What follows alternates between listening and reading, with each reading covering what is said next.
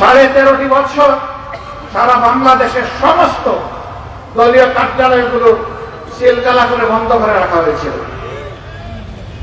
আমাদের নিবন্ধন কেড়ে নেওয়া হয়েছে, যা ফিরে পাবো ইনশাআল্লাহ। লড়াই চলছে। শেষ মুহূর্তে দিশাহারা সরকার যখন জুলাই বিপ্লবকে সামাল দিতে পারছিল না, তখন চিন্তা করলো দোষটা জামাতের উপর দিয়ে দেয়। তখন অগাস্টের 1 তারিখ আমাদেরকে নিষিদ্ধ ঘোষণা করলো।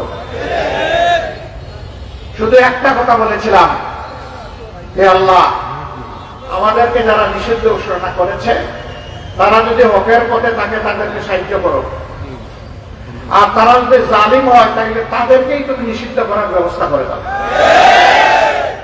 দেশবাসীকে বলি নাই, যাকে বলার তাকে বলেছে।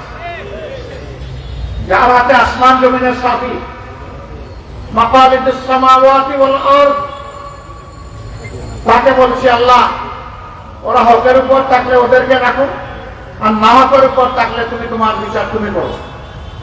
4 দিনের মাথায় আল্লাহ তাআলা তাদের ভাবনা এমন ছিল, এই দেশ তাদের জমিদারি আর আমরা তাদের প্রজা। তারা মালিক, আমরা তাদের চাকর। দেশের 18 কোটি মানুষ চাকর। কিন্তু ওই সরকার দেশবাসী কারো সাথে কোন সম্মানজনক আচরণ করেননি। ফলে দেশের সমস্ত মানুষ জুলাই বিপ্লবে নেমে এসেছিল।